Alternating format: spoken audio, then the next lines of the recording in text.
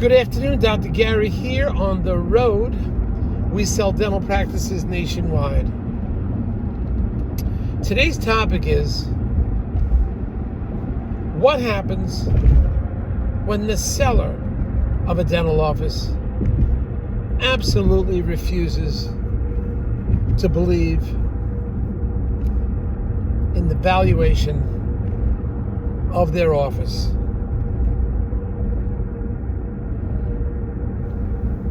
Or accept offers that don't meet their criteria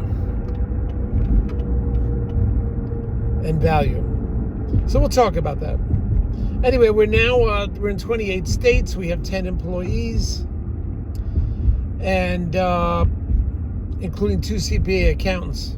We're available to you 363 days a year, every day except Christmas and Easter.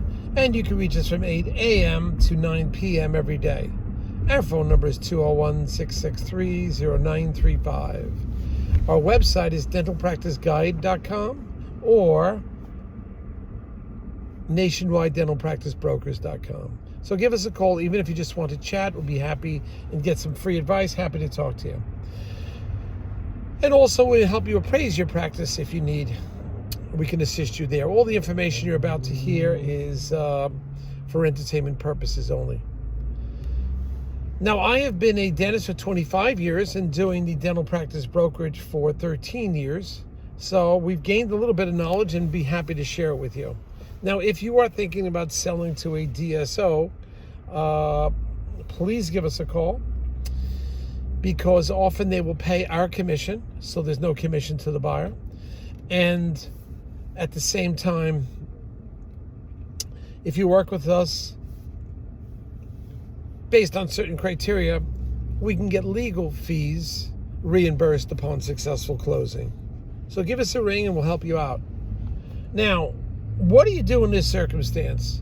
A seller absolutely insists his practice or her practice, whatever, is worth more than the appraised value.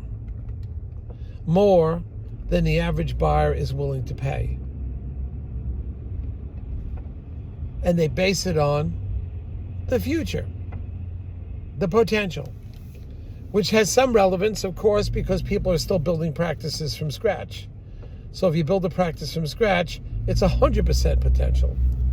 So what we have here is a situation where we have a seller that says the potential is here. I'm only working part-time, and all you got to do is put a little effort in and you'll turn this place around. Absolutely turn it around. You have nothing to worry about. Well, a practice is based on values of previous monies that have come in, on the cash flow and so forth. But some sellers feel so strongly that those numbers don't pertain to them. And I can see their point. They put their life into a practice. And some of them feel this practice is worth more than any cash flow analysis and whatever most buyers are willing to pay.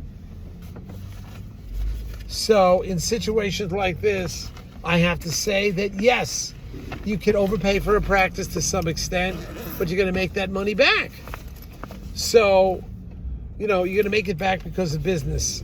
You're buying a business. You're not buying inanimate object like a house that doesn't generate money. So that's one point of view. But you simply can have sellers that are stubborn and are not willing to budge on price. That's it. They are not budging.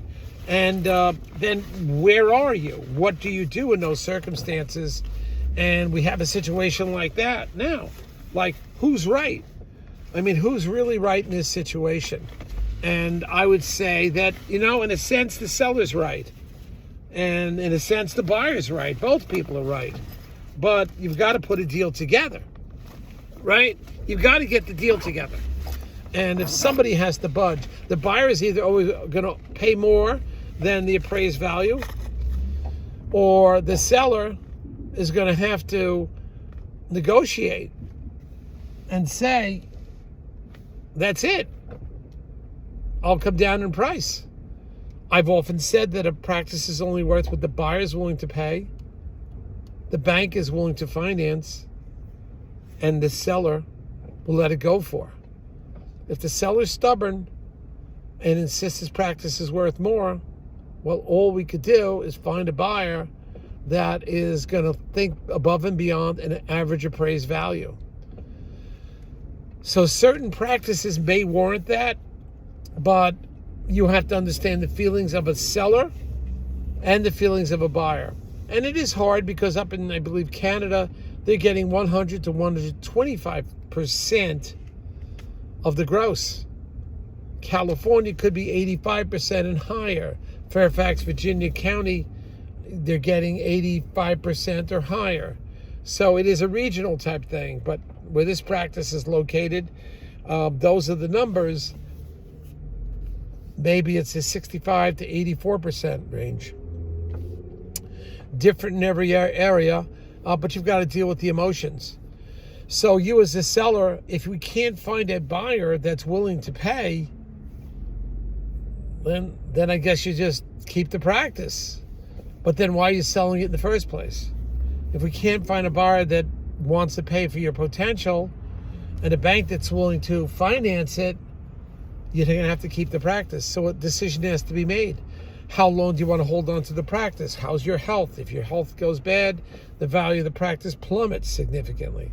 If a buyer is going to wait and find another practice, you could do that, but it could take you 6 months. In the 6-month time period, you may have made up that difference of what the seller wants and what you're willing to pay. So it's a decision that has to be made. Anyway, we have new practices coming out all the time. Make sure you are on our YouTube channel and listening. And our new email blast goes out every 4 to 6 weeks, sometimes sooner. So make sure you're on our list by signing our non-disclosure agreement, and we'll get that information to you. Thank you for listening. Looking forward to speak to you again sometime. Thank you. Bye.